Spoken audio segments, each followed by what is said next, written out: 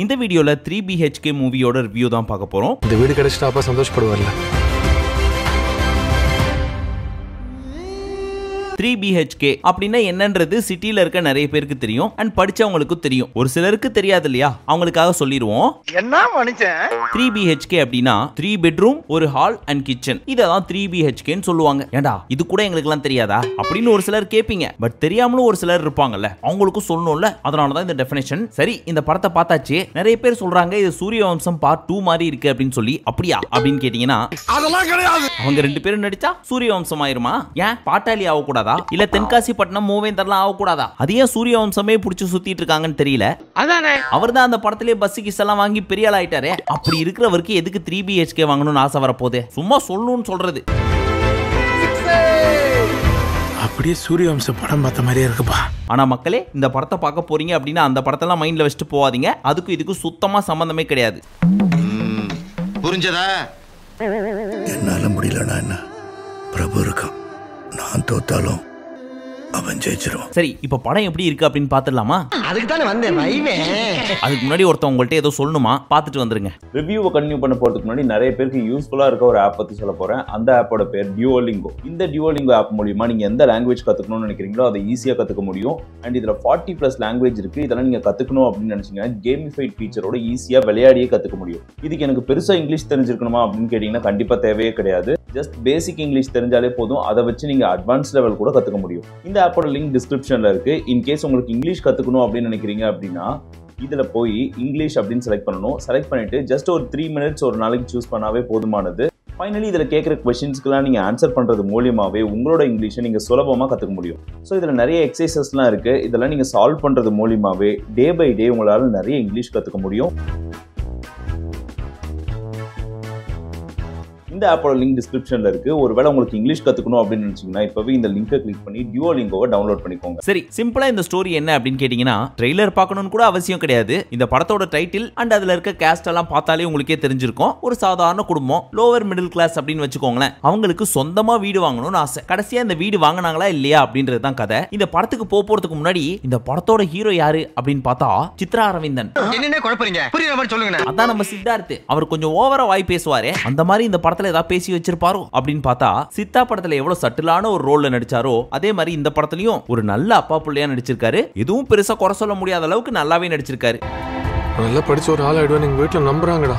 எனக்கு இந்த படிப்பு மாதிரி வர மாட்டேங்குது. ஏன் சார் அழுவுறீங்க? பிச்சிட்டடா, எப்படா பிச்சிட்டடா.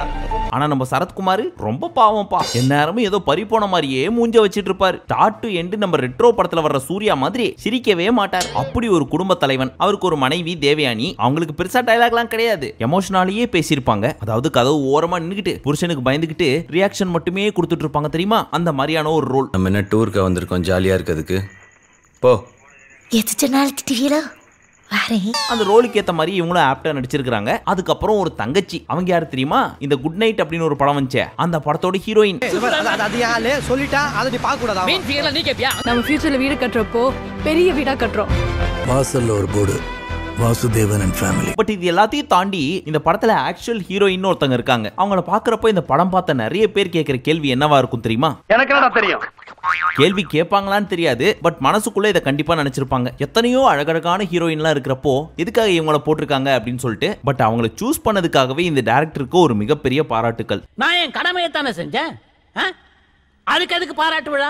இப்ப நம்ம வீட்ல ஒரு பொண்ணு பாக்குறாங்க நமக்கு அப்படின்றப்போ நம்ம ஃபர்ஸ்ட் என்ன எதிர்பார்ப்போம் அப்படின்னா அழகா இருக்கணும் அப்படின்றது தான். பட் அதை தாண்டி ரொம்ப குறிப்பிட்ட மக்கள் மட்டுமே இந்த பொண்ணோட நம்ம சேர்ந்து வாழ்ந்தோம் அப்படின்னா நம்ம லைஃப் ரொம்ப நல்லா இருக்கும் அப்படின்றத நம்புவாங்க. அந்த மாதிரியான ஒரு கேரக்டர் தான் இந்த ஹீரோயின். பொண்ணு அழகா இருந்தா காதலிக்கலாம் போல் இருக்கே.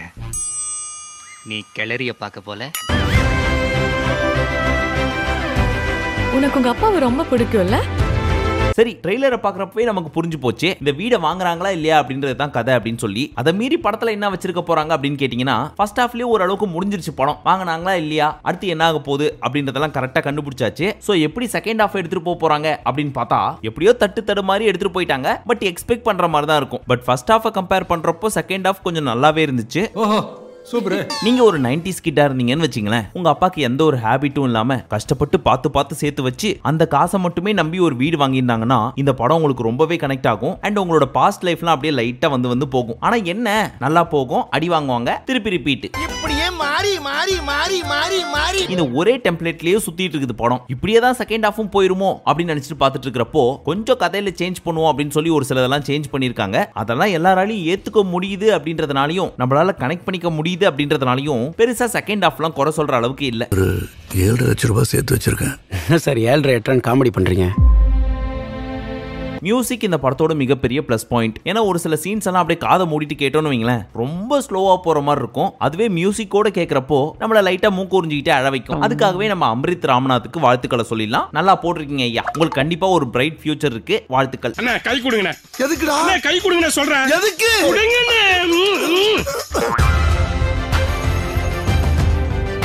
எவ்வளவு ரிஜெக்ஷன் ஃபெயிலியர் ஃபேஸ் பண்ணாலும் ட்ரை பண்ணிக்கிட்டே இருப்பேன். முக்கியமா இந்த தங்கச்சி ரோல்ல ஒரு பொண்ணு ப்ளே பண்ணிருந்துச்சு பாருங்க. அவங்களுக்கு ஒரு டயலாக் இருக்கும், அங்க கொஞ்சம் எமோஷனலா பேசணும். அந்த போர்ஷன்லாம் சும்மா வெளுத்து வாங்கியிருப்பாங்க. அதெல்லாம் நாளடைவில் அப்படியே இன்ஸ்டாகிராம்ல ரீல்ஸா வந்து சேரும். பார்த்து தெரிஞ்சுக்குங்க. ஓகே ஓகே வெயிட் பண்ணுவோம். லைஃப் அவ்வளவு ஈஸி இல்லல்ல. ஆசை கனவு எல்லாம் போச்சு. ஓவரால் இந்த படம் எப்படி இருந்துச்சு அப்படின்னு கேட்டீங்கன்னா, ரொம்ப சிம்பிளான ஏத்துக்கிற மாதிரியான ஒரு ஸ்டோரி. ஆஹா ஓஹோனும் இல்லாம ரொம்ப மொக்க அப்படின்னும் இல்லாம ஒன் டைம் பார்க்கக்கூடிய ஒரு ஃபீல் குட் மூவி. ஒருவேளை உங்க டாடி கஷ்டப்பட்டு காசு சேர்த்து வீடு வாங்கியிருக்காங்க, இல்ல உங்க எல்லாரையும் படிக்க வச்சிருக்காங்க அப்படின்னா அவங்களெல்லாம் இந்த படத்துக்கு தாராளமா கூட்டு போலாம். ஆனந்த கண்ணீரோட வெளியே வருவாங்க. இந்த சீன் ரொம்ப டச்சிங்கா இருக்கு. யோகி பாபு காமெடிக்குன்னு ஒரு சில சீன் மட்டும் வந்துட்டு போறாரு. அந்த காமெடியில ஆஹா ஓஹோன்னு இல்லைனாலும் ஒரே கோட்ல போயிட்டு இருக்கிறப்போ டேக் டைவர்ஷன் அப்படின்னு போட்டு அப்படி இப்படின்னு திருப்பி விட்ட மாதிரி இருந்துச்சு.